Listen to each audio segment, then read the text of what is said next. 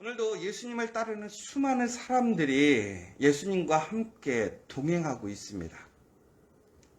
그러면서 나인이라는 성에 들어가게 됩니다. 그런데 그때 우연하게 한 장례 행렬을 마주치게 됩니다. 우리의 삶이 그런 것 같아요. 한쪽은 이처럼 구원의 하나님이신 예수님을 따라서 소망과 또 그 능력 안에서 감사와 기쁨으로 정말 즐거운 삶을 살아가는 한 무리가 있습니다. 그런데 오늘 가장 소중한 자신의 아들을 잃어버린 정말 슬프고 힘든 그러한 또한 무리가 있습니다. 우리가 살아가는 모습 속에는 이처럼 다양한 삶의 모습들이 있고요. 오늘 같은 시간, 같은 현장에서도 이처럼 서로 다른 인생의 모습을 살아가는 것이 우리의 인간의 모습인 것 같습니다. 한 사람에게는 항상 좋은 일만 있는 것도 아니고 또 나쁜 일만 있는 것은 아니겠지요. 그러나 우리의 삶 속에서 이처럼 좋은 일, 기쁜 일, 또 슬프고 어려운 일을 동시에 우리가 경험하게 될 때에 우리는 나의 슬픔, 나의 아픔에는 매우 깊이 있게 우리는 집중하고 또 느끼지만 다른 사람의 아픔과 또 다른 사람들의 이러한 슬픔에 대해서는 우리는 둔감하기가 쉽습니다. 내가 당하지 않고 나의 것을 잃어버리지 않으면 다른 사람들의 그 마음, 그 아픔을 우리가 공감할 수 있는 것들이 어느 정도는 있겠지만 내가 경험하는 것만큼 내가 관심을 두고 내가 아파하는 것만큼 그렇게 아파하는 사람들은 많이 없는 것 같습니다. 특별히 여러분 한번 생각해 보세요. 오늘 내 주변에 참 사람이 많다고 생각해 보세요. 내가 원하는 것, 내가 행하는 모든 일들 속에 놀라운 일들이 일어나는 거예요. 사람들이 볼때와 같이 몰려들어서 칭찬하고 따라옵니다. 사람에 둘러싸였어요. 우리가 그런 얘기 하잖아요. 사람이 유명해지면, 사람이 잘 나가게 되면 사람들이 몰려들거든요. 그러면서 그 사람들 안에 갇히게 될 때가 참 많아요. 그러면서 정말 같은 세상에 살지만 그 사람들에 의해서 다른 세상에서 사는 것처럼 보여지기도 하고 또 그 안에서 다른 삶을 살기도 합니다. 여러분, 예수님이 지금 아주 엄청난 능력들을 행하고 계세요. 지금까지 사람들이 듣지도 보지도 못했던 하나님의 놀라운 기사와 기적을 일으키고 구원의 메시지를 증거하고 있어요. 더 나아가서는 그 믿음의 사람들을 세우시고 그 믿음의 사람들에게 일으키시는 놀라운 역사가 일어나고 있어요. 그러니 하나님을 믿는 사람들이 얼마나 예수님에 대한 소망이 크겠어요. 믿음이 크겠어요. 오늘 그 수많은 사람들이 와서 예수님의 그 말 한마디, 모습 한마디를 집중해서 보고 있는 거예요.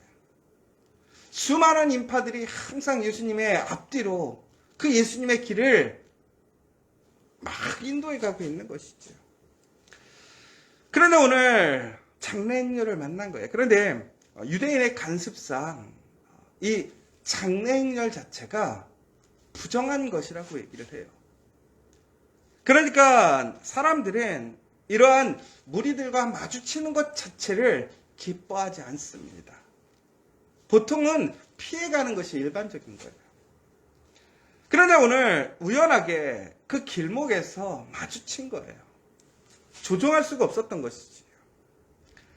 아마 사람들은 그 행렬을 보고 그 사람들의 아픔과 슬픔보다는 오늘 우리의 기쁨이 상쇄될 수 있을까? 혹은 예수님의 그 길에 그 부정한 행렬이 영향을 주지 않을까라고 사람들은 생각했을 수 있어요. 혹시나 예수님께서 저 장래 행렬 때문에 오늘 혹시 어떤 하나님의 놀라운 기사와 기적을 일으키지 못하시지는 않을까, 이런 생각이 있었을 수도 있어요. 혹은 어떤 사람들은 그 장례인력 자체가 있다는 것조차도 인식하지 못했을 수가 있어요. 왜? 온통 그 사람들의 관심은 예수님에게만 있는 거예요. 여러분, 그런데 오늘 예수님은 어떻게 하시느냐? 그러한 행렬과 만남 속에서 오히려 그 장례 행렬에 있는 그 가부에 집중하고 계시는 것을 보게 됩니다. 여러분, 보통은 예수님 앞에 찾아오는 사람들, 그 믿음의 그러한 소망과 그 믿음의 확신을 가지고 찾아오는 자들에게 예수님은 은혜와 능력을 행하셨어요. 그 믿음의 놀라운 그 응답을 보여주셨어요. 그런데 오늘 이 가부는 그러한 믿음이나 소망이 있는지 전혀 알 수가 없어요. 그저 그 슬픔에 압도되었고 지금 그 아픔 때문에 너무나 그 마음이 무너져서 그는 아무런 소망도 가질 수 없고 말도 할 수 없는 상황이라는 거예요. 이처럼 큰 슬픔을 경험하고 어려움을 당하게 될 때에 우리는 누군가를 바라볼 수도 없어요. 소망할 수도 없어요. 그런데 그때 예수님은 그 슬픔을 가진 그 사람, 그 공동체를 바라보고 계시더라는 거예요. 여러분, 하나님은 이처럼 잃어버린 한 사람의 영혼, 슬프고 어렵고 낭망하고 힘들어하는 그 한 사람을 절대로 놓치지 않으신다는 거예요. 주목하고 계시더라는 거예요. 우리가 형통하고 하나님의 은혜 안에서 잘 될 때에 우리는 하나님과 동행함으로 우리는 그 가운데서 하나님의 능력으로 살아가는 것을 우리는 경험하게 됩니다. 그러나 우리가 하나님을 의지하지 않고 혹은 하나님을 알지 못하고 내가 정말 나의 문제 안에 갇혀서 어려움 때문에 내가 아무런 소망과 기대도 할 수 없는 그러한 절망적인 상황 속에 있을 때라도 하나님은 우리의 그 믿음의 그 어린 그 믿음의 자녀들을 하나님은 주목하고 계시더라는 거예요. 여러분, 오늘 바로 여러분을 하나님께서 주목하고 계시다라는 사실이에요. 내 삶이 잘 되든 잘 되지 않다. 지금 나의 모습이 형통하든 형통하지 않다. 그러나 무엇보다 내 마음에 그 심령의 아픔과 어려움이 있을 때에 나에게 정말로 어떠한 소망과 기대도 가질 수 없는 그러한 슬픔 가운데 있을 때에 눈물을 흘릴 때에 바로 예수님은 그 가부에게 다가가셨다는 사실이에요. 여러분, 우리가 눈물을 흘릴 때에는 그 눈물에 목적이 있고 의미도 있어요. 그러나 오늘의 눈물은 철저한 슬픔이에요. 아무런 소망과 기대가 없는 눈물이에요. 바로 그렇게 눈물을 흘리고 있는 사람들을 바로 예수님은 내버려 두시지 않는다는 거예요. 찾아가시더라는 거예요. 오늘 예수님께서 그 가부를 보시고 불쌍히 여기셨다라고 나와 있어요. 여러분, 예수님께서 불쌍히 여기시더라는 것은 단순히 그냥 감정적인 그러한 마음을 얘기하는 게 아니에요. 그 심령이 붙들리는 예수님만이 바로 그들의 자녀, 예수님의 그 사랑하는 백성, 하나님의 자녀들을 바라보는 애통함을 이야기하는 거예요. 그런데 그 여인과 예수님이 관계가 있습니까? 예수님이 그 여인에 대해서 알고 있습니까? 혹은 누군가의 부탁이나 이야기를 들었습니까? 아니에요. 오늘 지나가다가 만나는 거예요. 그런데 예수님은 그 가부를 아세요. 그 가부의 인생을 아는 거예요. 그 여인이 홀로 되어 아이를 키웠어요. 그 아이를 얼마나 귀하게 키웠겠어요. 세상적인 어떠한 편견과 또한 어려움 속에서 그 자녀 하나를 온전히 키우기 위해 얼마나 소망으로 열심히 키웠겠어요. 근데 그 자녀가 죽은 거예요. 오늘 내가 내 사랑하는 아들을 잃어버렸을 때 우리의 그 슬픔은 무엇이라 말할 수 없겠죠. 그런데 그것에서 끝나는 게 아니에요. 아들이 죽음으로 인하여 그 여인은 이제 또한 홀로 되었다라는 거예요. 그러나 단순히 우리가 외로움적인 홀로 된 것이 아니라 사회적으로, 경제적으로 그 정체성 가운데서 이제는 그 사회 공동체에서 인정받을 수 없는 사람이 된 거예요. 내 사랑하는 아들을 잃었을 뿐만이 아니라 나의 모든 것을 잃어버린 거예요. 바로 그런 슬픔 가운데 있는 거예요. 그런데 예수님은 그 여인을 아시는 거예요. 그 여인의 아픔과 어려움을 불쌍히 여기시는 거예요. 여러분, 하나님은 결코 우리의 이러한 슬픔과 어려움을 외면하시지 않는다는 사실이에요. 내가 소망하고 기대하고 믿음이 없을지라도 우리가 하나님 앞에 나아가게 될 때에, 하나님을 만나게 될 때에 우리의 그러한 슬픔과 어려움이 있다면 바로 하나님께서는 우리를 불쌍히 여기시고 애통히 여기신다는 사실이에요. 그런데 여기서 놀라운 사실이 하나 있어요. 뭐냐면 우리는 그러나 그러한 사람들을 도울 수 없어요. 우리가 도울 수 있는 부분은 한계가 있어요. 우리가 세상을 살아가면서 아픔과 어려움을 경험하는 사람들, 슬픔을 경험하는 사람들에게 우리가 도움을 줄 수는 있어요. 그러나 중요한 것은 우리가 도움을 줄 수 있는 그 부분은 한계가 있더라는 거예요. 오늘 예수님은 무엇이라고 그러냐면 불쌍히 여기사 울지 말라라고 말씀하셨습니다. 여러분, 누군가에게 울지 말라라고, 힘내라고 하는 얘기가 어쩔 때는 가장 큰 상처가 되기도 해요.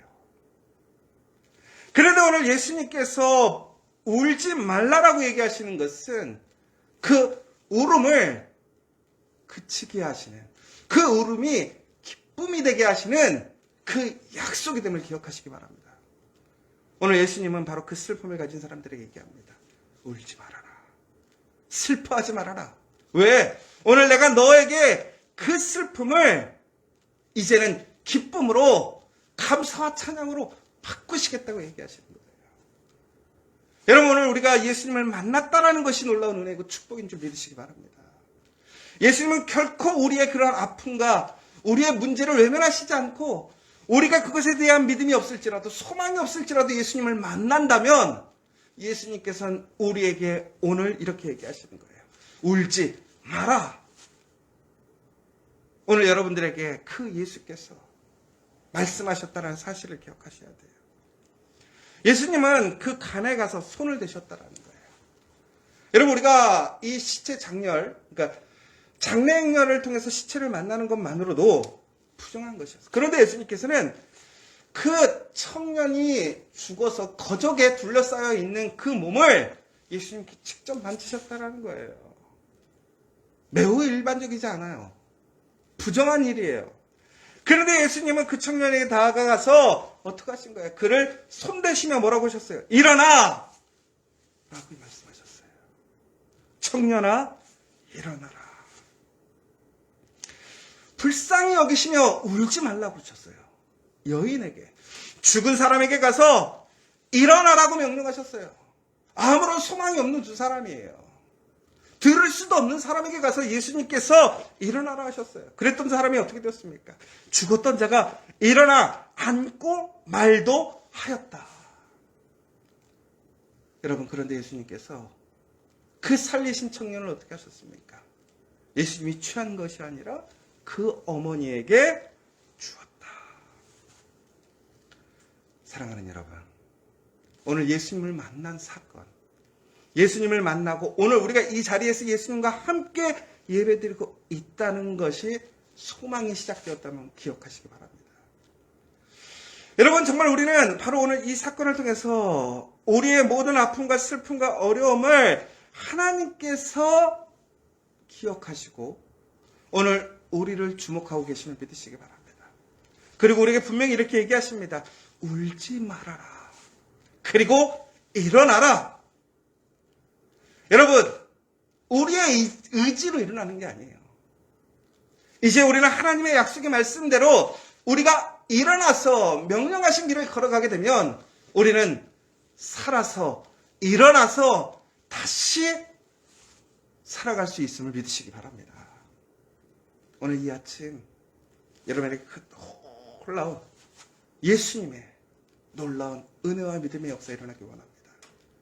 믿음이 없을지라도 예수님께서 명령하시면 나와 함께 하시면 은혜가 있음을 기억하십시오. 오늘 예수님께서 우리와 함께 하십니다. 오늘 예수님께서 여러분을 기억하시고 부르시고 명령하셨음을 기억하십시오. 여러분, 그러나 오늘 우리가 살아가면서 우리의 관심이 어디에 있습니까? 우리는 잘 되는 사람, 나의 일, 나의 기쁨에 관심이 있어요. 그러나 오늘 예수님께서 우리에게 보여주신 것처럼 우리는 지금 소외되고 아프고 힘든 사람들을 바라봐야 해요. 그리고 예수님을 증거해 줘야 돼요. 예수님의 놀라운 그 은혜를 증거해 줘야 돼요. 오늘 여러분들 진심으로 그 아픔을 경험한 사람들, 슬픔이 있는 사람들이 내 주변에 누구인지를 바라보셨으면 좋겠어요.